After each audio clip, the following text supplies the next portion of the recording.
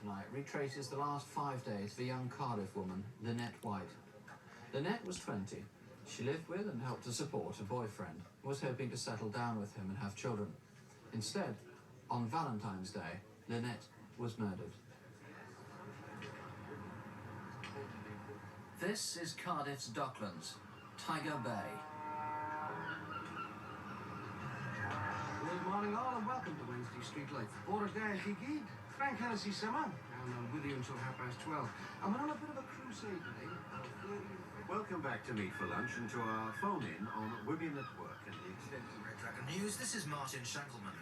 Lynette was a practical girl striving to make a living for herself after a troubled childhood. At the age of 18, she turned to prostitution.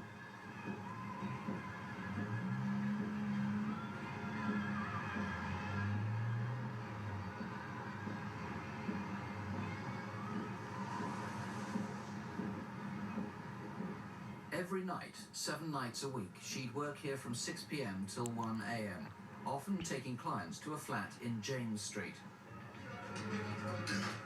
When she stopped work early in the morning, she went regularly to meet friends at a nearby club.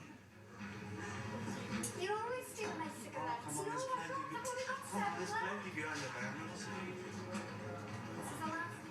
Well, I only knew Lynette from the club, but I'm more of a friend than a taxi driver, you know, as the time went on, like. She used to talk a lot and dream a lot and, you know, like any other young girl, like, you know. But, herself, she was a cracking girl, and I used to think a lot of her, like, you know. Hey, John, get your back. Hey, John. Get the stick of you.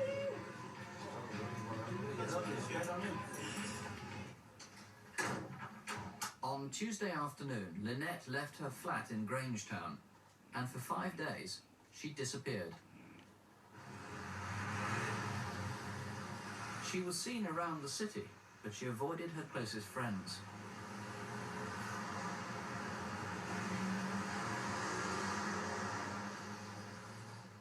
This chemist shop is just around the corner from Lynette's flat, and she came here every Saturday to buy supplies of condoms. Lynette walked in as usual on Saturday the 13th, her 5th day away from home.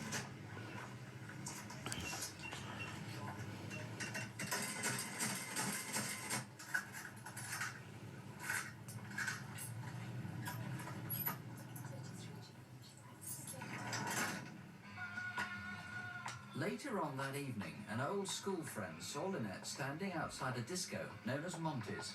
Really? Fire. Look, my father, you seen him? You come in. Yeah, I'm sorry. Lynette almost certainly was not waiting for her father. She hadn't seen him in a year. It's not known if she did meet someone here or left alone, but she stayed here till sometime after 1 a.m. By now, it's Sunday. It's February the 14th, Valentine's Day.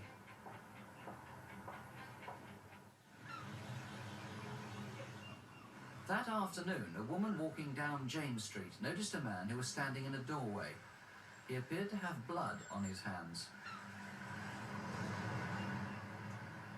This is next door to where Lynette took clients.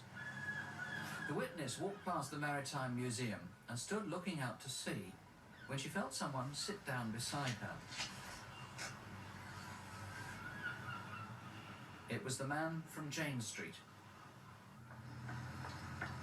At 8:45 that Sunday evening, Lynette's best friend went round to check the James Street flat. She was worried by Lynette's disappearance.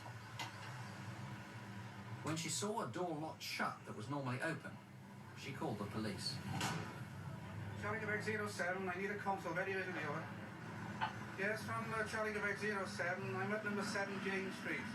I've just broken in and found the dead body of a woman inside, and it appears to be a suspicious death.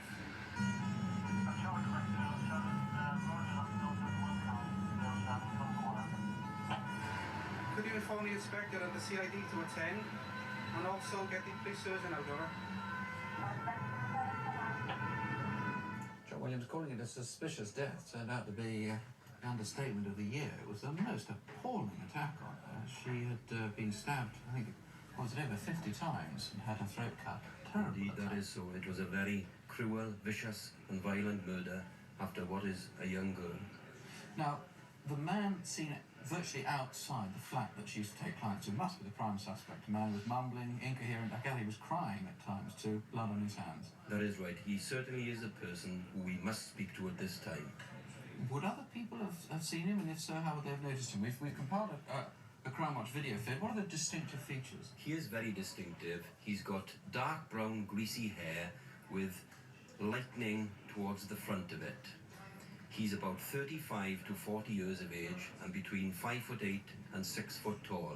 And we must remember that this man was bleeding himself. He's cut himself.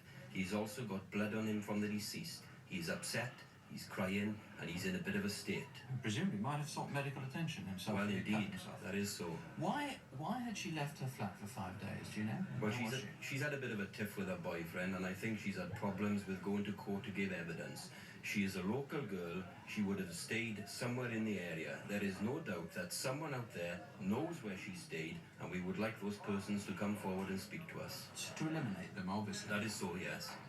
Everybody seems to speak terribly highly of this girl. She was tremendously liked and admired, and I gather even a large number of her clients have come forward who went to her as she was a prostitute. Yes, of course she was, but she was a popular girl. She was a quiet girl. She was well liked. But there are other clients in the city and outside the city who ought to come forward and tell us when they've been with her so that we can eliminate them from the inquiry. Well, Lynette's family and close friends have put up a reward of £1,000. Here's the number. 018118055. That's 01811 8055. Or you can call the incident room in Cardiff. That's on 0222 398 381. 0222, the code for Cardiff, 398 381.